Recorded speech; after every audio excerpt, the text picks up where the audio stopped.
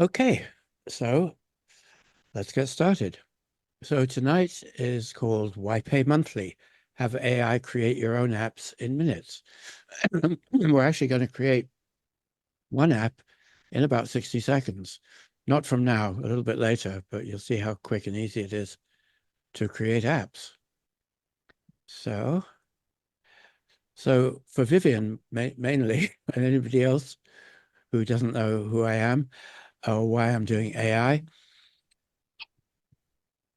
about 30 years ago, when the internet was text and blue links, myself and my business partner discovered the internet by accident because someone asked us to do a video project for the internet.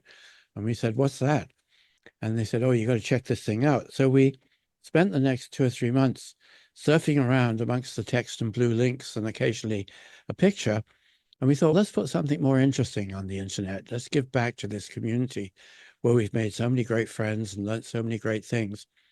So we decided to build a town, and the town set 100 years in the future.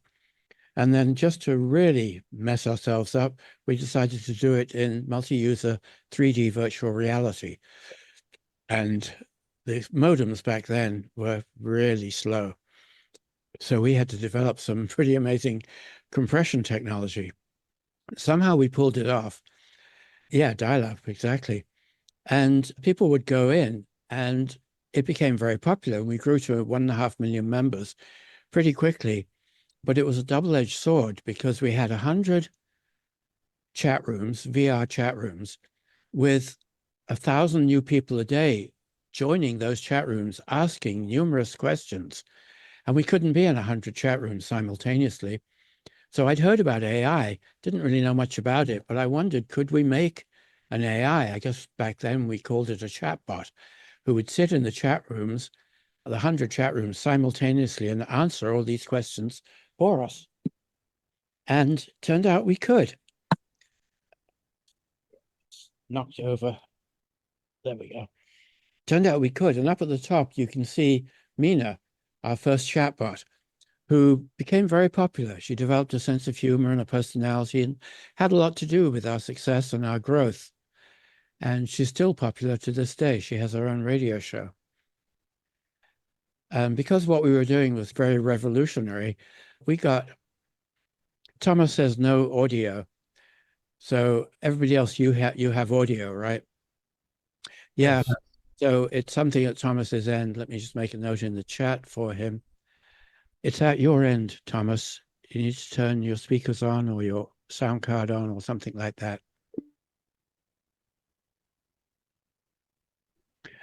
Okay, so yeah, we got a lot of international press.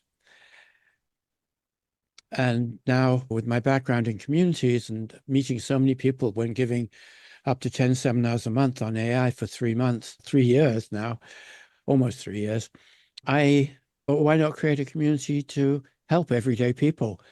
Because a lot of people were saying, what is AI? How can I use it? Please tell me in everyday English. So I built this community called AIConnectionClub.com.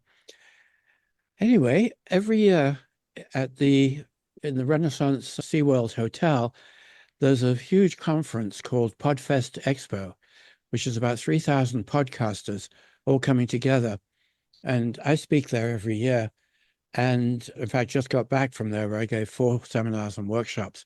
But a couple of years ago, I gave the first seminar there introducing custom GPTs, which I assume most of you are pretty familiar with, the ability to create your own kind of mini apps using ChatGPT. Since then, podcasters have gone on and created many great custom GPTs.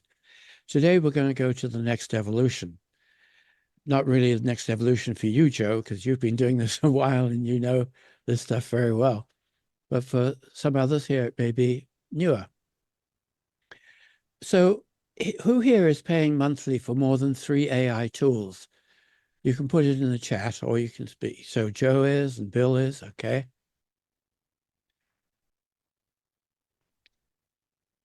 D. Dixon, yep. Jerry Spencer, yes. Yeah, I figured that would be the case. And another question for you guys. Do some of them have a bunch of extra features that you really don't need? Yeah, and so you're paying for those features as well. Yep. Thanks for all the yeses in the chat. Oh, indeed. Dixon says probably. Yes, indeed, probably. Okay, so the problem, or one of the problems, is what's called subscription fatigue and tool overload. I recently, or actually not that recently, but a while back, built myself an app because I wanted to find out how much was I spending every month on subscriptions. So I built a subscription tracker, and I found I was spending 3 times more than I thought I was. So I got the tracker to pause and cancel a whole bunch of them and saved a few $100. But the more tools come out and the more things we need tools for, it can add up. It can get pretty expensive after a while. So, but it doesn't have to be that way. And because I was giving a talk to podcasters, this slide and some of what you're going to look tonight, see tonight is targeted towards podcasters, but it absolutely applies to anyone. So podcasters often spend between 150 and 300 or more for transcription services, content generation tools, audiogram and video clip creation, recording and production platforms, guest management systems, analytics and performance tracking, email and newsletter tools, and a bunch of others. In fact, I had Manus do some research into the top 12 areas that podcasters were spending money on, and there were at least a dozen different areas that they're paying all these fees for. So the solution has some of them, maybe this is new to some of you, it's a thing called vibe coding, where AI lets you basically text in conversation your dream tools into existence. And it works, mostly. The one I'm going to show tonight works amazingly well, and I actually love it. You'll see why in a minute. So this thing, vibe coding, it's basically building software by describing what you want in plain English, rather than having to write any code. Instead of programming, you tell the AI what you want it to build.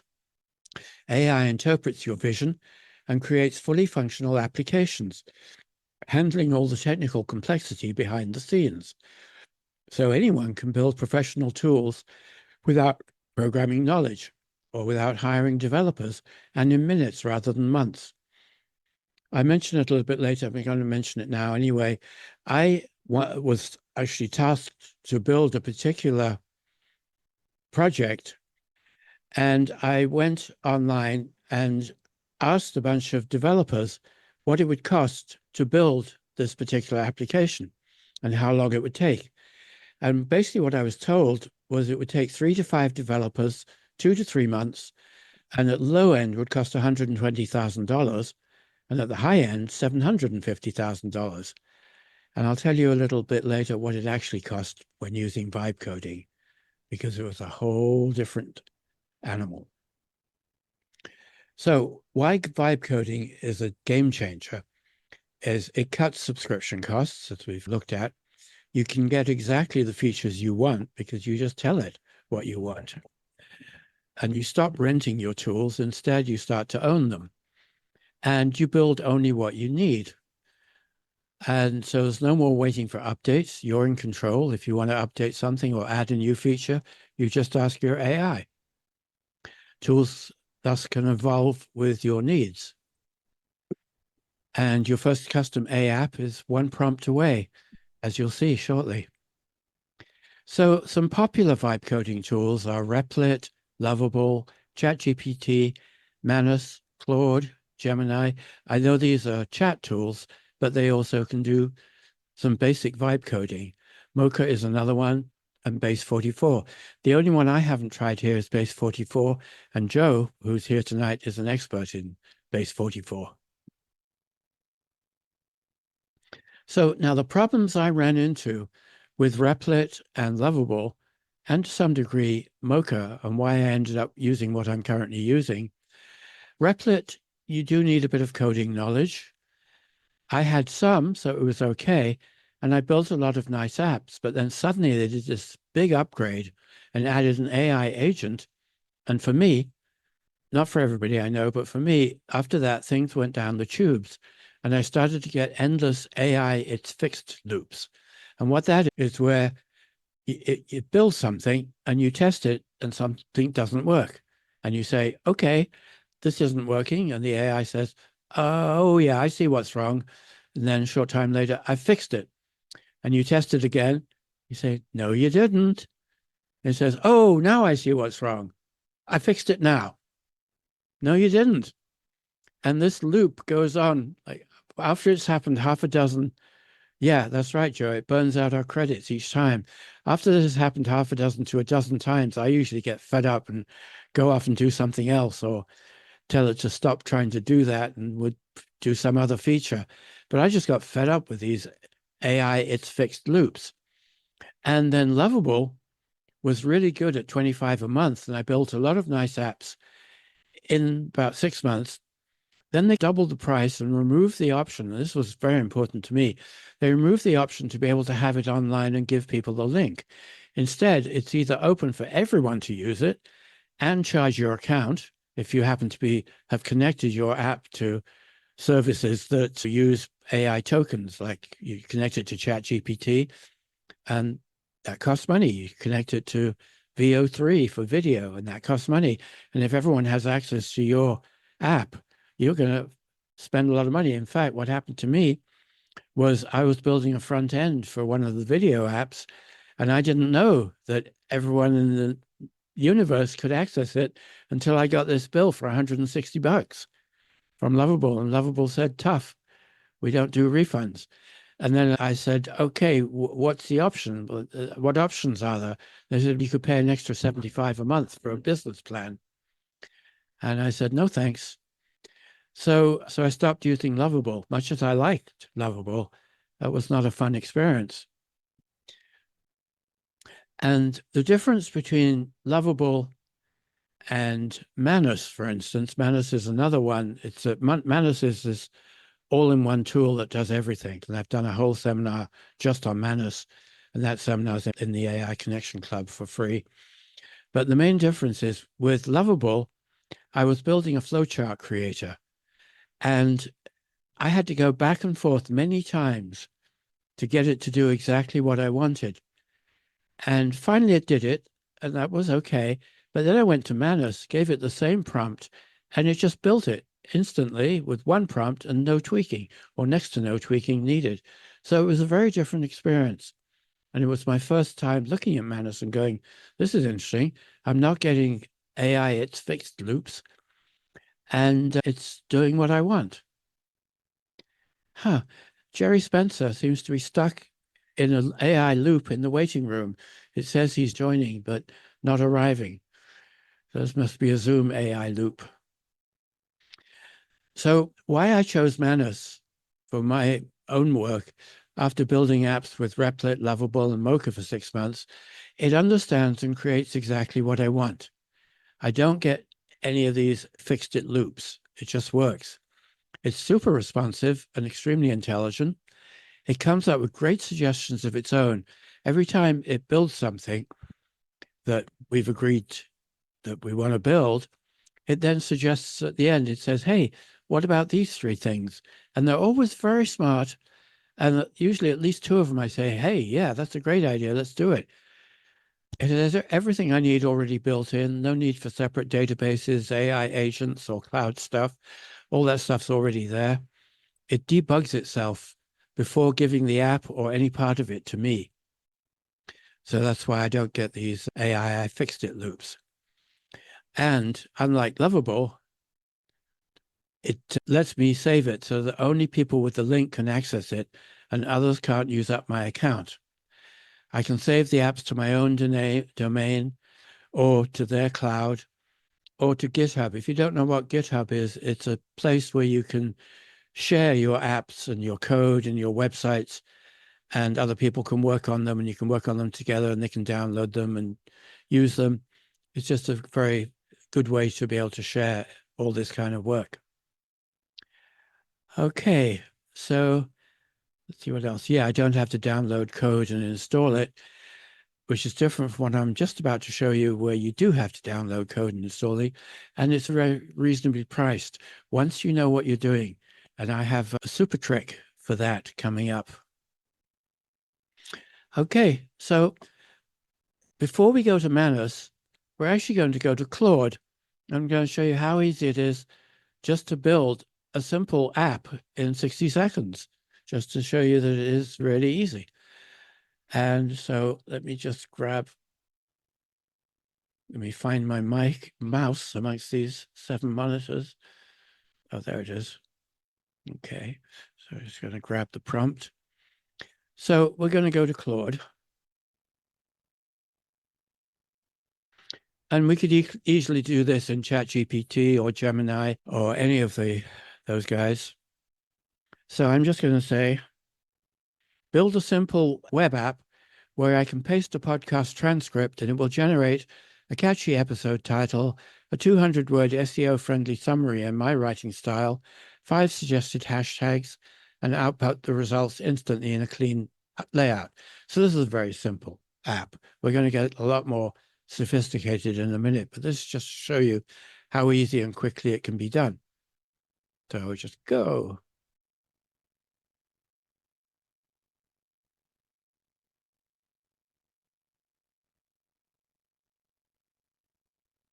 And there it goes, writing the code for us.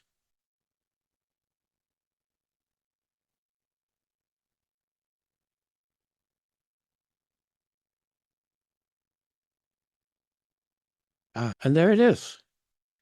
It's built the app. And I'm going to test it right now. I'm going to grab a transcript and paste it in. And this is quite a long,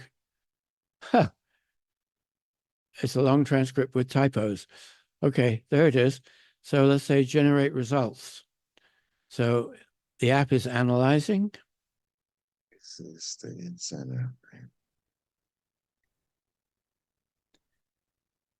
And here we go. It's generated the title, the SEO summary, which is the show notes, as is the term in podcasts, and the suggested hashtags. So this is a super simple app. Couldn't be more simple. But you see how quickly you can build an app. That's maybe it took 62 seconds. I don't know. I wasn't timing it, but it was pretty quick, right?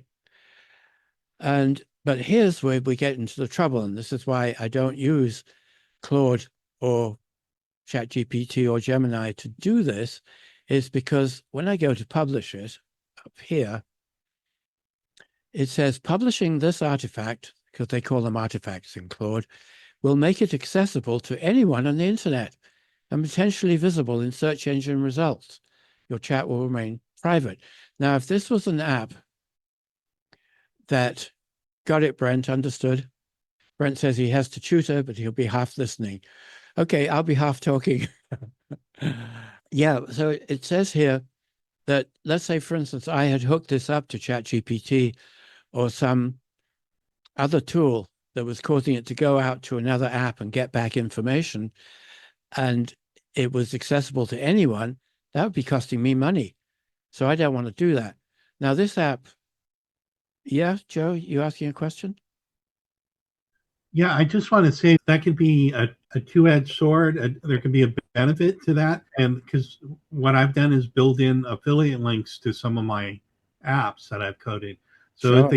if they do go public and if they do go viral, that's good in that case. Absolutely. Absolutely. That is a good example. In my case, it wasn't good because I was hooked up to a video generator and that gets expensive. But let's publish it anyway, just so we can have a look at it. Because I don't care if this one's public because it's not hooked up to any kind of thing that's going to cost any money. So there it is. Simple app. It works. So it really comes down to thinking what would be something I need that I could build, and then telling, with vibe coding, telling the AI to build it. And what I often do is I come up with an idea of something I want to build, and I figure it out, and I write it down or I speak it into the computer. Then I go to ChatGPT and I say, okay, this is what I want to build, and I want to build it in Manus, or it could be base 44 or whatever you're using. In my case, Manus. I say, I want to build it in Manus. Give me the ideal prompt for Manus. And then it'll give me the ideal prompt because it knows Manus really well and what Manus likes to see, which is basically plain English. And so that works very well for me. So that's, like I say, a simple app and what you can do. I'm just going to jump forward because I had these slides here in case there was no internet access, because I'm in an igloo in Antarctica right now and the connection is a little bit iffy. Okay, so Manus is where I ended up for the reasons that I mentioned before. And since Joe's been having really good results with base 44, I'm tempted to try that too and just see how they compare. But so far, Manus has been very good to me. So in Manus, I just gave it the prompt and it created the same kind of thing. Put in the transcript there, got the episode title, the summary, and the hashtags. In fact, I think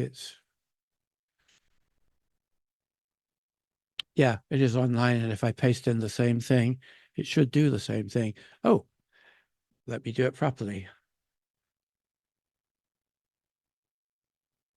Here we go. Just have to find the prompt. But in a minute, we're going to get a lot more interesting. Okay, so there's my thing. So I'm going to say generate show notes.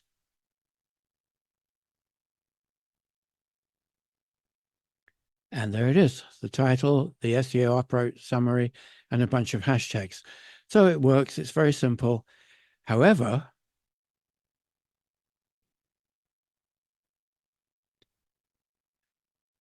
we've looked at just one of the potential apps we could build, and a very simple one. Now, what if we wanted to create a super app that combines multiple functions? Like, for instance, this. So what actually happened was I said to Manus, I said, I'm going to be giving a seminar on vibe coding using Manus, and I'm going to be giving it to a bunch of podcasters. What would you suggest to include in a super app that would replace a bunch of the apps that they're paying hundreds of dollars a month for? So Manus ran off, did a bunch of research, found their pain points, found what they were paying for, and it came up with a super app that basically takes the place of a dozen of the apps that podcasters are spending a lot of money on. And it doesn't have to be podcasters. This was just a specific example. It could be anything that you're spending a lot of apps on. You can build a super app that does it all. And I'll show you what this is in a minute. We'll actually go into it. Now, it says here it may take an hour or two to build. It could be a lot less. I've had it build stuff in 10 minutes sometimes, quite complex stuff. Other stuff I've liked what it builds, and I said, hey, could we add this? Or it suggested stuff to add. And so just going back and forward may take longer. But if you compare that to 2 to 3 months with developers, an hour or two is pretty amazing. Okay, we looked at that before.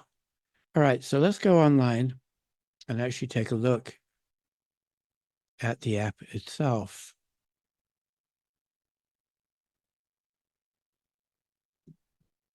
Just going to go back here for a second.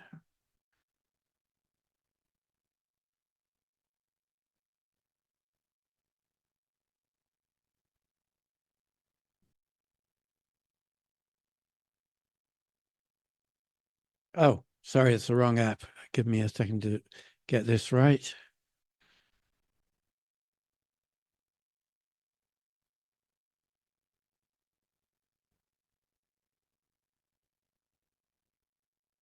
Okay, so what it built me was the Podcast Pro production suite. And does anybody here have a podcast, just by any chance? You do, Joe. Okay, Yeah, good. Tony, I'm creating a podcast called Some Good News because I would wake up every morning and hear the horror on the news, horror stuff.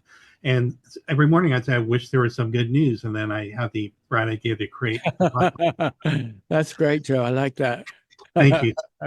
So I created a vibe coded with AI Studio, the podcast creator that wrote the script, researched it, wrote the script, and then did the audio with Google's voices, which are fantastic. And then, but I want to put up an intro, a musical intro, and I couldn't do that with what I had created on AI Studio. So that now what I did is have the musical intro I created, and I have all my podcasts, and I have to use a program called Audacity, it's the free audio editing program, to go one by one and edit them and and I was wondering if I could do this with vibe coding. Say, can I upload all my podcast episodes in one folder and upload all my intro musicals in files in another folder and have you put them all together?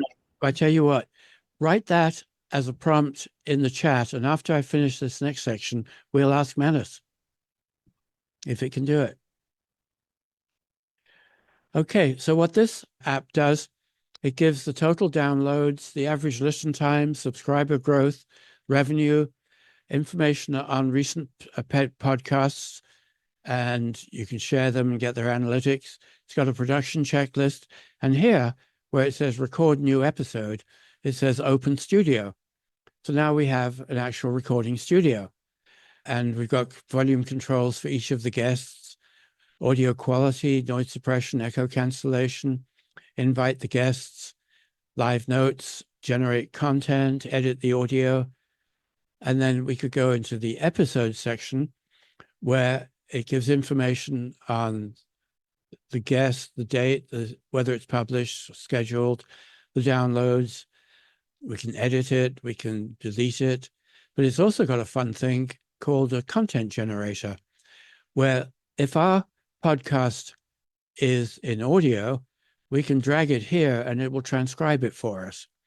If it's already transcribed, we bring it here and we can tell it what we want our tone to be: professional, casual, witty, educational, or whatever we decide to put as an option. Then it does the show notes, just like we looked at with the mini one we built. And then it also, and this does all this simultaneously, it creates social posts for Twitter, LinkedIn, Instagram. It creates a newsletter, blog posts, hashtags for trending and popular, niche specific, podcast specific, and also recommended combinations. Then it has a section where you can create video audiograms, and you can choose the background image and the style of the waveform and different templates for different styles. And you can adjust the duration of the clip, and then you can export the video. Now for guest handling, you can keep track of your guests by how many still to contact, who you're in discussion with, scheduled, recorded, their information here, and then the AI will create their invite email specific to them. And then it's got a section where you've got basic analytics. And there's a settings section where you can just set everything up, and you've got control over the time periods for your analytics, and you can export the report. So it's a pretty sophisticated all-in-one tool. And the guys at Podfest Expo were blown away because it put so many of the things they're spending lots of money into one tool they could build themselves. So let's go back to this. And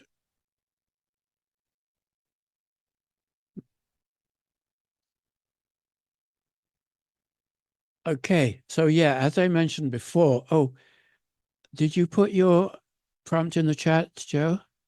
Okay, here it is. I have created multiple podcast episodes in MP3 format. I've also created a musical intro for the podcasts. Okay, I'm just going to copy this, and I'm going to change one aspect of it into a question, because I'm going to be asking Manus if we can do this. So I'm just going to say, can you create a solution to upload? It's interesting because I worked with a girl today who had zero experience. She came to Podfest Expo. She had zero experience in AI, absolutely nothing. And she decided to try vibe coding with Manus. And the first thing she asked it to build was something that would go to her online GoPro account and download all her multiple videos and then send them over to Google Drive. And for a brand new person who knew nothing about anything, that was pretty brave, but Manus did it. So anyway, let me see here. Can you create a solution to upload all my podcast episodes and my one standard intro audio file and have you put my intro audio at the beginning of each podcast? I have no idea whether it's going to be able to do this or not. Let's find out.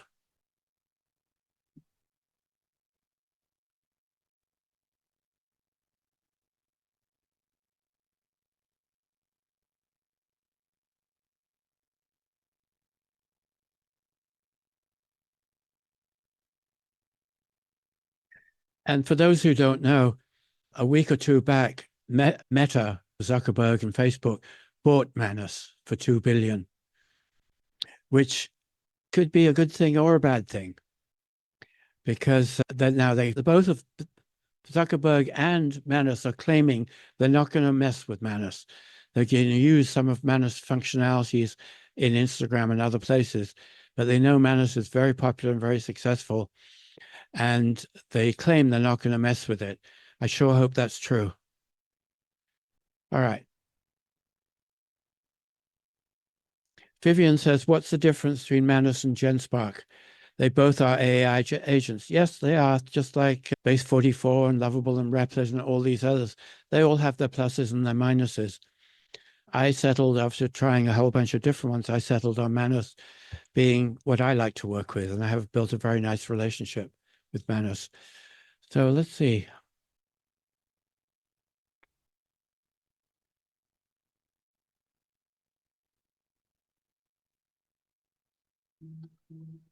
Okay, Joe, so what are the answers to these questions? Can you read it? Yeah, taking a look. How would you like to provide the files?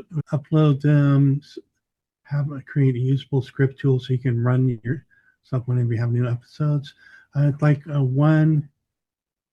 Oh, I'm typing like I'm typing into it. Okay. Yeah. One, upload them directly. Yes, one, upload directly. And question two, where are your files currently located? On local computer? Yes, local computer.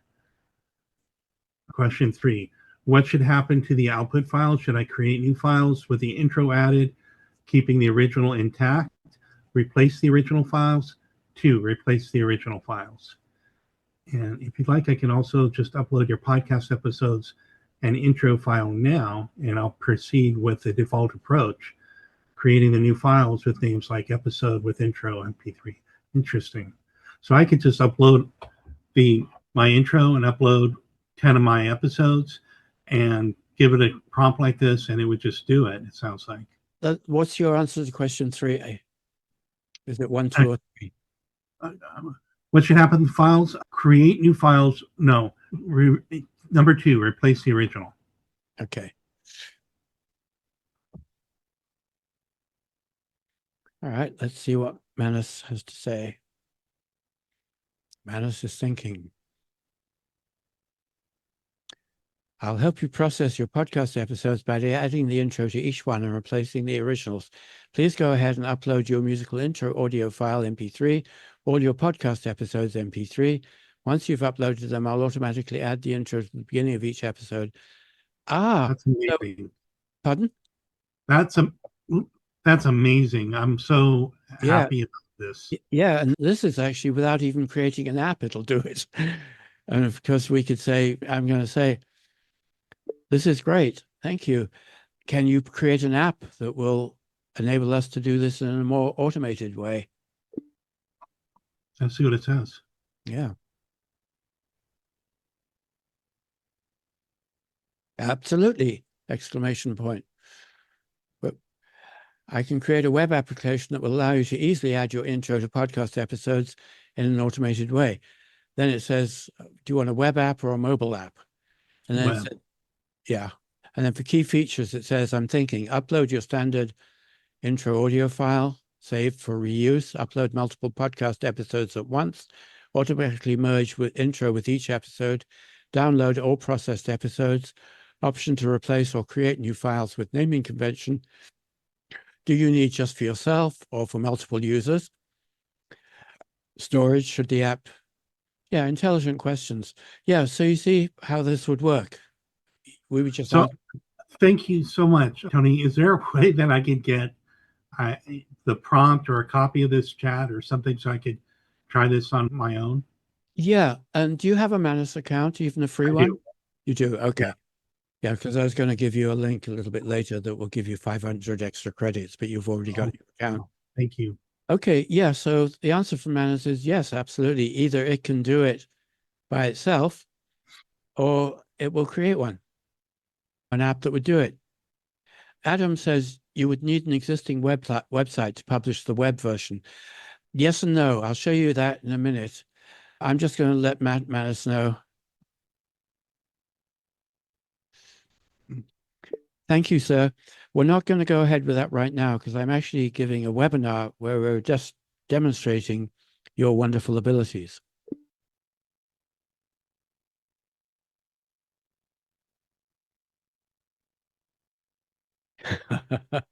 He's honored to be part of our demonstration. Okay, so let's go back to where we were.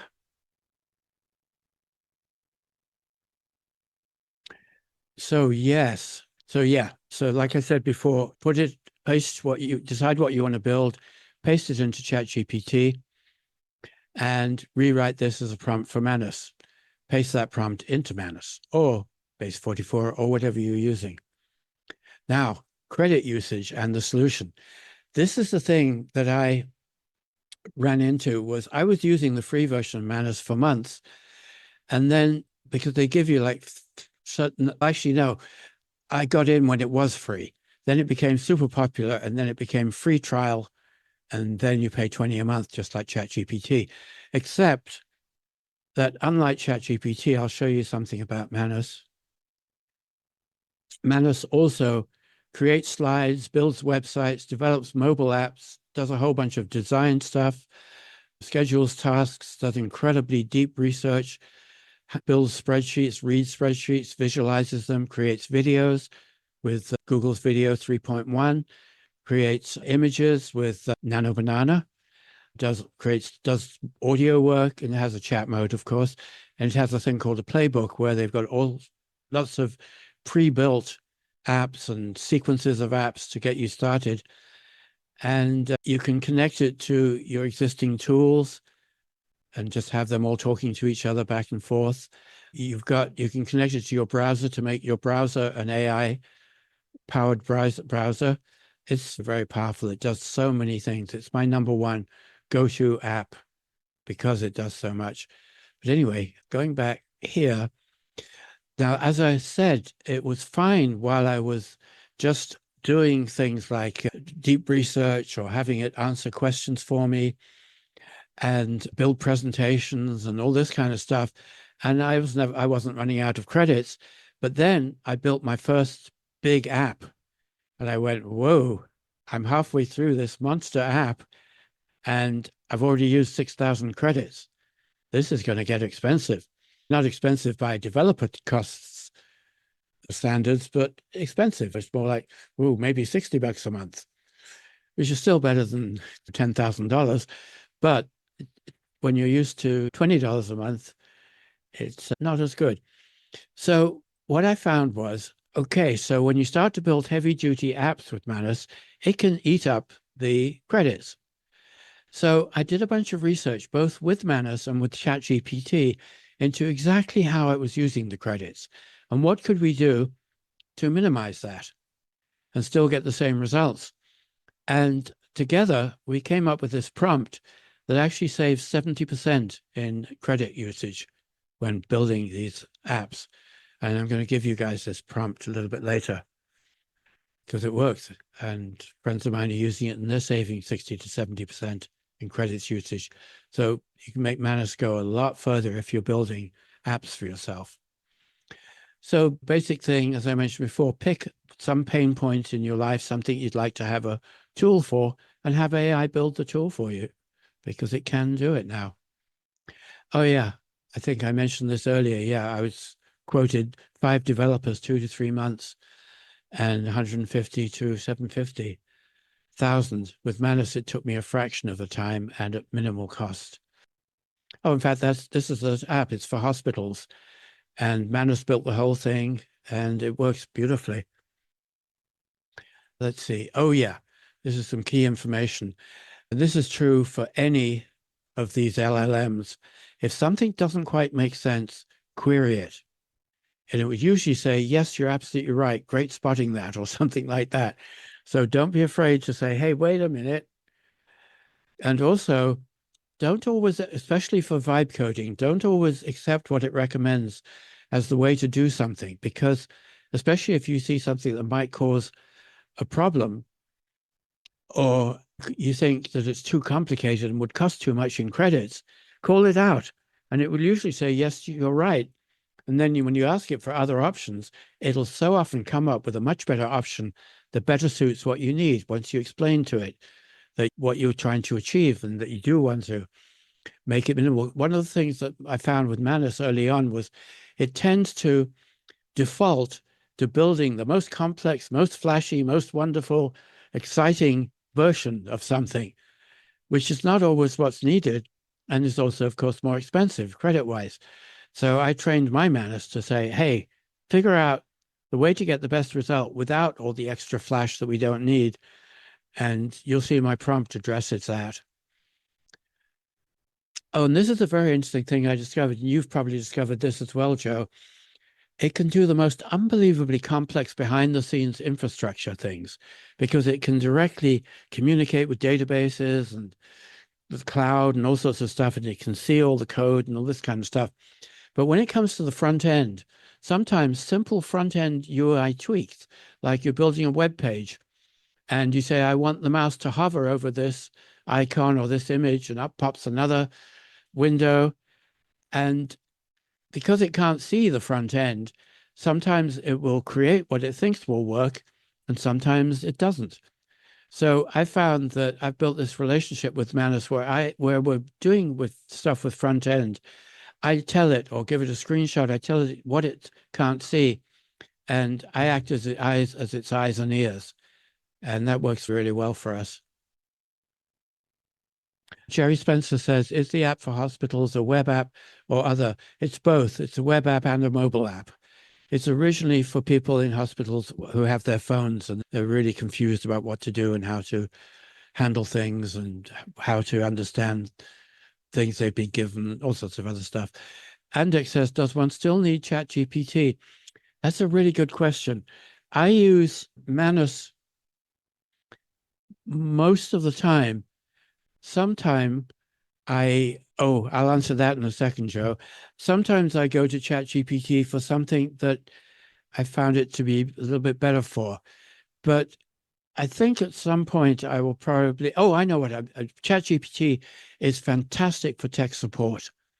It's like anytime I run into a problem I've got this monstrous computer system here with 80 terabytes on 12 hard drives, 7 monitors, and top-end specs. And sometimes things don't work as they should.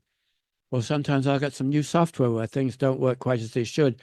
And ChatGPT is brilliant, walking me through and fixing. Like at this seminar, these seminars that I went to on the weekend, I came back and my laptop suddenly would no longer go on the internet. And I tried all the usual suspects and nothing worked. I couldn't get it to go on the internet, which was no fun. So I asked ChatGPT, and ChatGPT just step by step walked me through and figured it out and got me back on the internet. And it was a really weird, multi-level, arcane, way down in the depths solution that I'd never even heard of to get it back on. And it was, so for that kind of thing, ChatGPT I find really great. Manus maybe could do it. I've never tried it for doing that. But for most things, I use Manus. Okay, Joe says, I'd like to start paying for ChatGPT and maybe a few other subscriptions. and just use them through Abacus AI. But if I do, I'll lose my history of conversations, projects, custom GPTs, etc. So I think that's not going to work for me. Yeah, actually, you just hit a key point. Custom GPTs, I've built about 100 of these things, and they're in the ChatGPT environment. So I can't get rid of ChatGPT at the moment. But the other thing is Abacus, I subscribed to Abacus for a while, but then I found that its versions of the tools that it has are stripped down versions. They're not as potent or powerful as the real thing. So I stopped using Abacus for that reason. Adam says, in addition to the AI bubble we've previously agreed on, I believe the industry is going to go through the same changes that the streaming industry. Lots to start with, and the vast majority will get bought up, and we'll be back to down to a handful. Yeah, that's very likely the case. So, oh yeah, this has nothing to do with the subject of tonight, but I just thought you might like to see something that was released just this week, which is taking video from here to here. This is what's called real-time AI video. And if you watch the bottom of the screen, you'll see that someone is writing prompts while the video is being generated. And those prompts are causing changes to occur in the video live while it's being generated.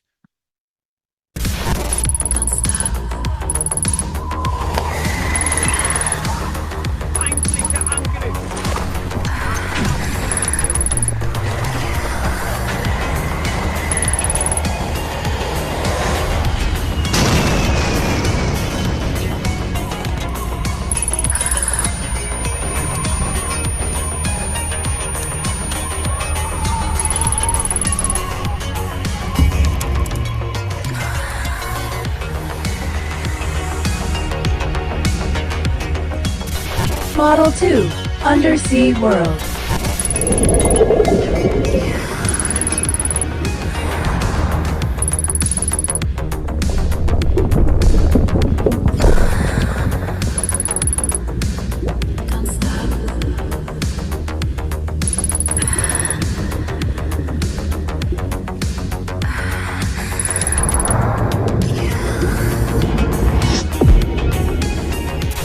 Model 3, Busy Room.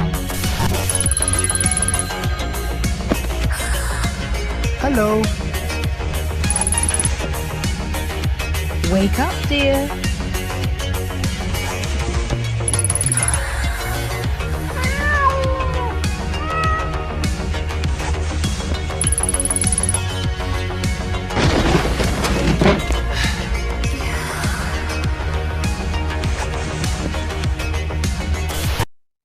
Pretty wild, huh?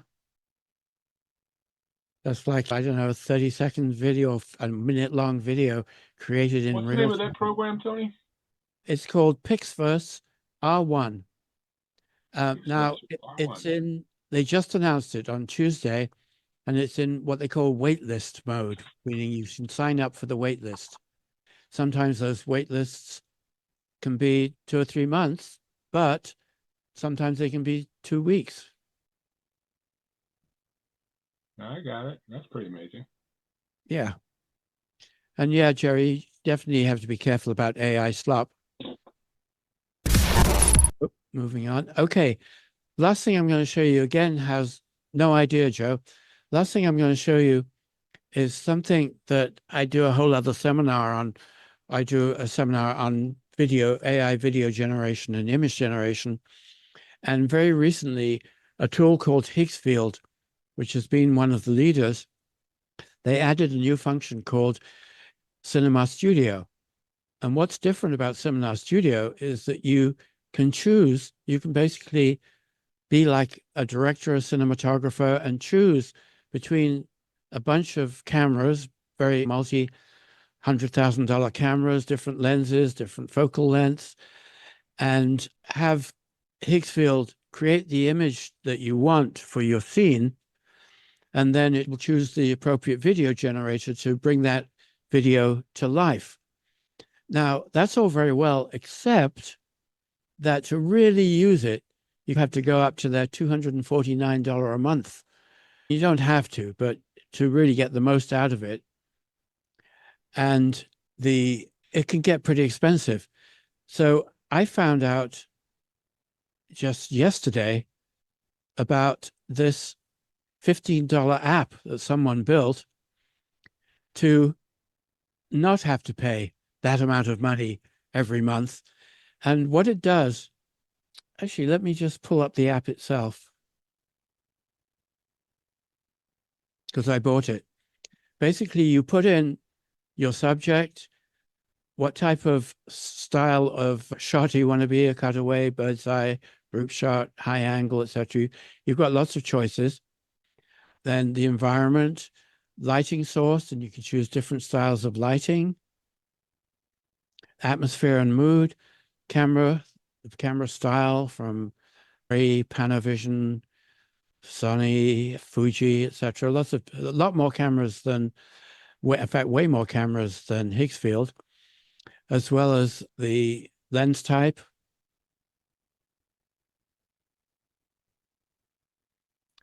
and focal length. It shows you the differences between the different focal lengths. Higgsfield doesn't. It just says this camera or this lens without telling you what they look like. Film stock even. So you've got an incredible amount of control over how your image is going to look. And then you can also choose, or you could choose instead, a photographic style. Lots of different well-known photographers and their styles. So you've got tremendous control. Oh yeah, and also if you want it to look like Avatar or Blade Runner or different visual styles in your image that you're creating. And let's see, that's a movie style. And you've got a whole bunch of different kind of filters that you can apply. So it's pretty unlimited. It's pretty hard not to find something useful. And it has an elements section where you can say this character, and you upload the character in this outfit, and the outfit can be completely different character, but it will use this outfit on this character, this object, which is props in the shot, and what you want the scene to be, a style reference for the background or whatever it might be. So you've got incredible control.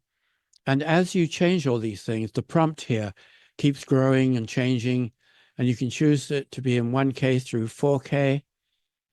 And then if you've hooked it up to an API such as Google's VO3 or Cdance 1.5 Pro or any of the major video generators, you can generate it right here within the thing. Otherwise, you can just copy and paste it straight into a tool like WaveSpeed, where you've got access to all the great video generators for $10 a month, and it will create that scene. Actually, no, for this, you would create the scene in Nano Banana in Google Gemini. You just copy and paste it into Nano Banana, and it would create this beautiful scene. And then you would take that beautiful scene into something like WaveSpeed and say, okay, now I want you to bring this to life by having this happen and that happen, and the camera doing this, and the person saying this, and this other person saying that. And you give it all the instructions. But the basic thing is you'd be starting out with a really beautiful cinematic style, especially if you did it in 21:9, which is how most movies are shot, or full-blown movies. So instead of spending a fortune on Higgsfield, I can now do what I need with this $15 thing called Nano Banana Pro Builder. And the way, if you want to get a copy of it, you just put Nano Banana Pro Builder into YouTube, and you'll find the video, and in his description, he gives the link. But I'm just going to give you one more last thing about Manus before we go into questions.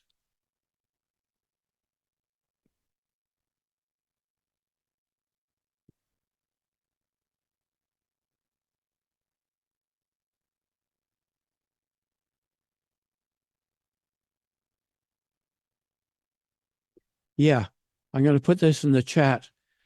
If you don't already have Manus, and if you're interested in getting Manus, I'm going to put in the chat this link, which will give you, it's an invitation link. It'll give you 500 extra free credits, which will be plenty to try out Manus and see if you like it on the free trial.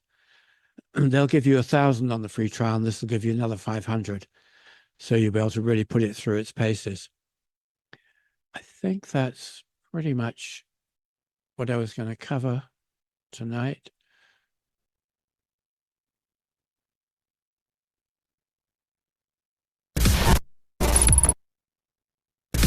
You guys who are in the AI Connection Club, you know what it contains. But for anybody who doesn't, if you want a copy of these slides from tonight, you can email me at trockcliffe@gmail.com. If you want a free AI coaching session, email me and get that as well. Joe, I haven't done a demo of WaveSpeed. I probably should, because it's my favorite go-to. But all the best, non-stripped down image and video generators. It generates faster. It shows you exactly how much each generation is going to cost. And so, for instance, Google VO3 is pretty expensive, 3.1. It's like $3.20 for a video. But when you do, if you use the new C-Dance 1.5 Pro instead, you get the same quality, the same audio, the same lip sync, everything for $1.40. So you can save a lot by using a tool like WaveSpeed. And it also generates faster. Up here, AIConnectionClub.com. That's if you'd like to check out the club. Davreen says, what is the benefit of API? In what context, Davreen?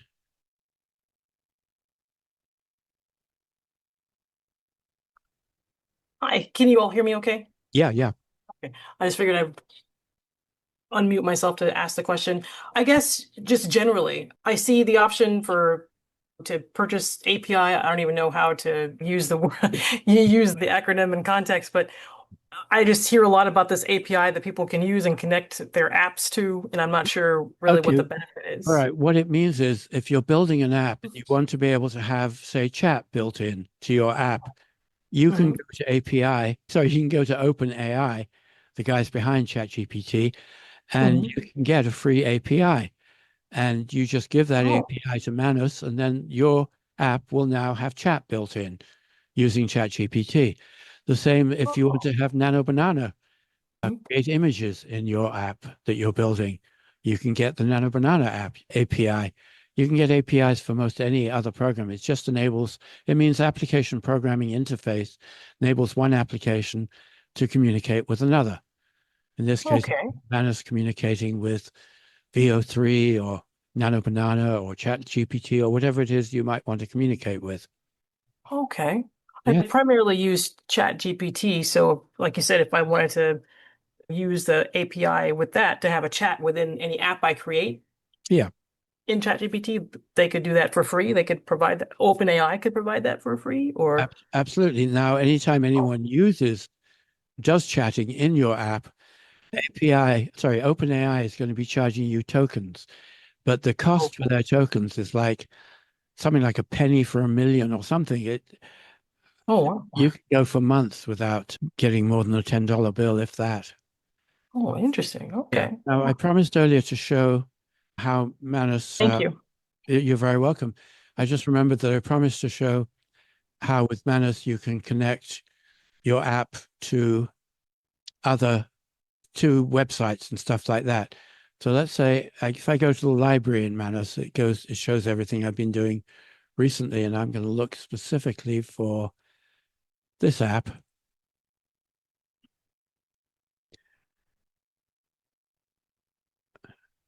So it'll actually load up the back end of Manus for this app, and I'll show you.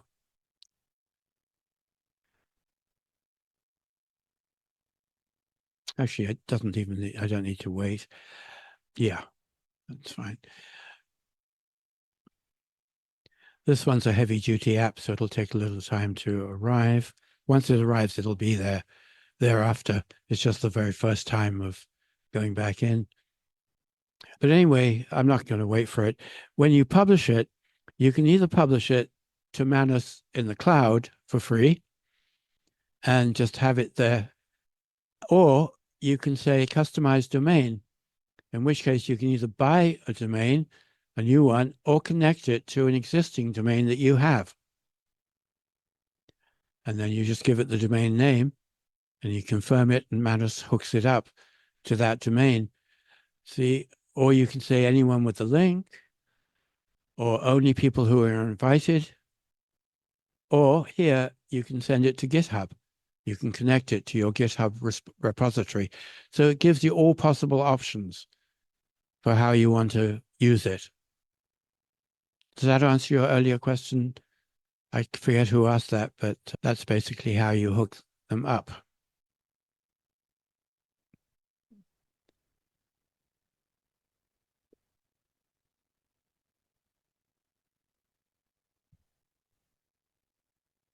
Andek says, what would GitHub do? GitHub is a way, it's a repository, a shareable repository. So for instance, I have a client who needed me to build him half a dozen landing pages. And then he has a developer in the Philippines who puts that landing pages into his website and hooks up various autoresponders and stuff like that. And so I just saved his landing pages out of Manus into my repository in GitHub, gave him access to those particular apps where he was able to just download all the code and everything for the apps for himself to use in the Philippines. Plus, you can use it for sharing development where you're working with somebody else and he does work in the repository and it gets mirrored here and vice versa. Yeah, Joe says it's important to restrict one's API keys in apps vibe coded and pushed to GitHub. Absolutely. Manus is very strict about that, about keeping keys absolutely secret, because otherwise, if somebody gets your key, they're going to be able to use whatever you're connected to and you get charged for it. They could use your ChatGPT account or your Google VO3 account. You definitely don't want that. Okay, so that's basically what I was going to cover. And any last minute questions before we... Oh, Joe says, going to use Vercel on Netlify. That option seems to come up more when I'm trying to code stuff in Gemini or Google's AI Studio. It's an option. But here I don't need that because Manus has its own version. It's cloud. This here, where it publishes it, is manus.space. So it's now on the web. Tony, Yep. can Manus do things like user authorization? Oh, yeah. And so it has its own built-in database? Absolutely. It's got its own built-in Google authorization and whatever different authorizations you want. Obviously, you can hook it up to Stripe or whatever, but absolutely, it's got its own database that's completely transparent and invisible. You don't have to do anything. In fact, let me look and see. Yeah, database. And we're not using a database for this at this point because this is a prototype. It's got file storage that will show your various files.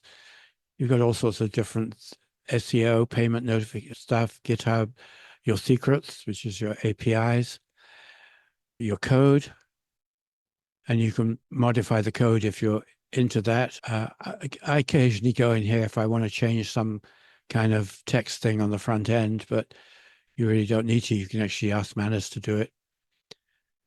And then you can see how it looks on a phone.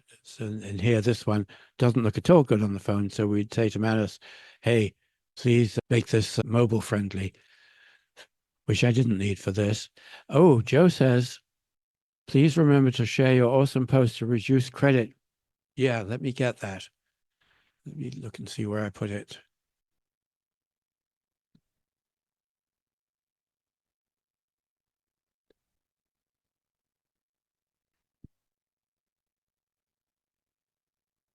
I think it's in this one.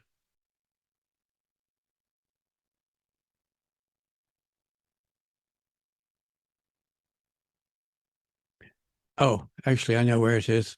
Give me a second and I will pull it up.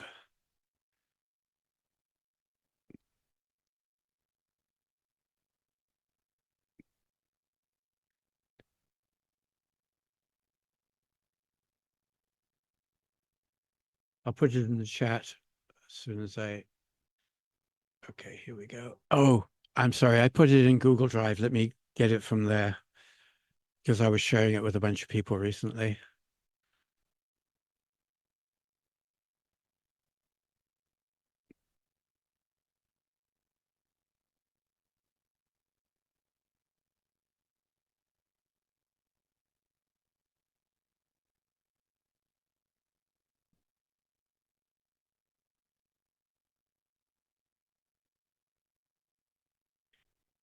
Having 7 monitors is a double-edged sword. It helps me immensely most of the time, but not when I'm doing Zooms. And I thought I was bad at trying- having 4, Tony. I have 4 screens, but Ah, 7 sounds pretty neat. it's great when I'm working. It's not so great when I'm doing a Zoom thing where I'm having to find where the hell some of these things are. Okay, so let me find Google Drive.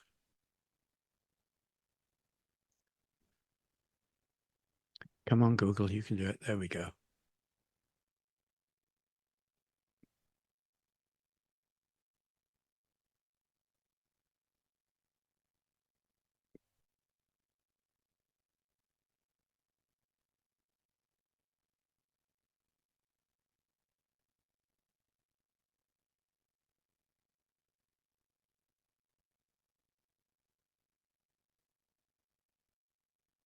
Okay, here we go. Sorry about that delay. Here comes the prompt. I'm just going to copy and paste it.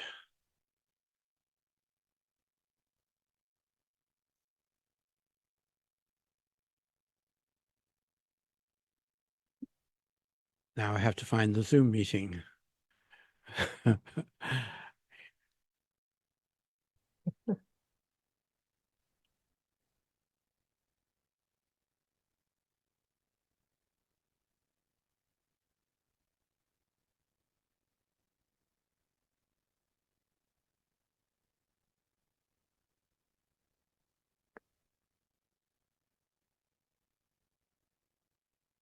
Okay, so there's the prompt. So I'm going to copy it and find the missing chat window. There it is. All right, so, okay, there it is. So you can just copy that out of the chat and you can modify it for your own use. This is what works for me. It's working for some other people as well, but you don't have to keep it to this. You can modify it how you need. But like I say, it usually results in a 60 to 70% decrease in credit costs in Manus.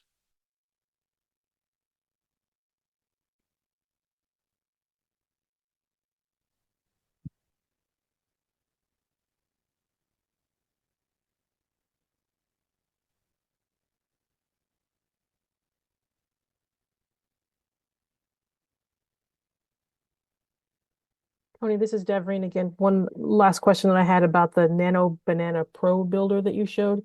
Is that a Google product, or did someone create that with an app through Manus or something? That's actually what happened was there's a website or a community on Discord called LM Arena, where basically different video image generating companies put their updates or their new products, and then members of the community get to vote on 2 images will be shown and the prompt will be shown, and they get to vote on which was their favorite. And so they have these charts that they have. And all the usual suspects were there, Ideogram and ChatGPT and all the different image generators. And then suddenly this thing called Nano Banana appeared, and it kept winning across the boards. And nobody knew who it was or where it came from, but it kept winning over and over. People kept preferring what it created. And finally, Google admitted it was them. And they'd been calling it something like Gemini Flash Ultra 2.5X, something or other, some horrifically horrible name. But it just became Nano Banana. And now even Google calls it Nano Banana. Oh, okay. And So if you even go, the, oh, yeah. go ahead. I was going to say, if you go to Gemini, I'll show you. That's funny. So the Pro Builder is there as well, Google as well, the Nano Banana Pro Builder? It's not, but you can connect it to the Nano Banana API and have Nano Banana built into your prompt builder. So you see here it says create image in Gemini. Yes. That's using Nano Banana Pro. Okay.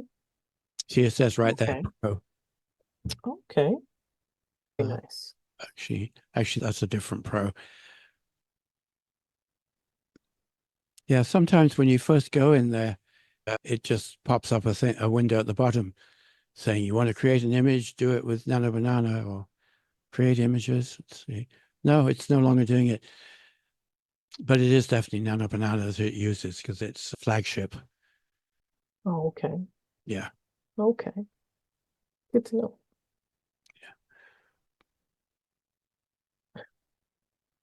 Okay, so that's everything I was going to cover tonight. Can I ask one more quick question, please? I don't know. I don't know. What do you think, everybody? Yes, was a question. What have you found is the main difference between Nano Banana and Nano Banana Pro?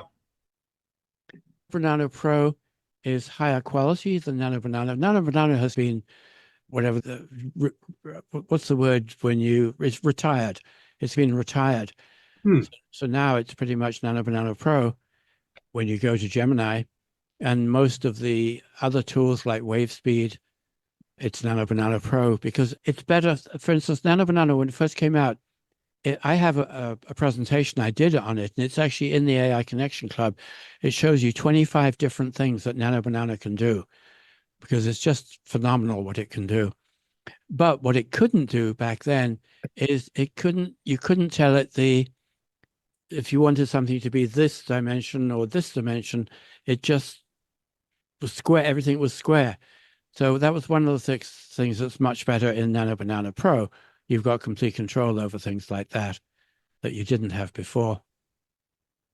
Let's see. Thank you. You're welcome. So thank you, guys, very much for all your feedback and interactions and everything. And thank you, Tony. You're very welcome. I hope you found it useful. Very much so. Good. Have fun building apps and let me know what you build. I'm always fascinated to see what other people build. Thank you, Tony. It was great. Oh, thank you, Andek. So I'm going to stop sharing as soon as Zoom lets me find where that is. There it is, hiding. Okay. So I'm going to end the meeting. So good night and thank you very much indeed, everybody. And see you in a couple of weeks. Thank you. Oh, let me ask you a quick question. What other things would you like to learn about? Automation is, I think you did that already, right? I've done some, but not deeply. Okay. Yeah. Anything What to automate and how, How to automate an owl? No, what to automate and how.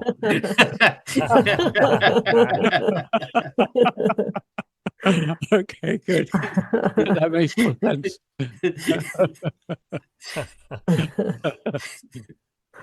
Okay, anything else people would like to know about? AI agents? Okay, I'll make a note of that. Manus has a whole it uses AI agents to build apps, basically. Okay. And it uses multiple agents simultaneously. So they can do different functions. That's why you don't need 3 to 5 developers, because Manus will give you 3 to 5 agents simultaneously working on different parts of what it's building, which is why it's able to build things so much faster. Okay. Very good. Very good. Adam says, how to do it with authenticity. Yes, indeed. That at least is getting better and better. Okay, everybody. Good night and have a great couple of weeks. Good night. Thanks so much. you. Thanks, Tony. You bet.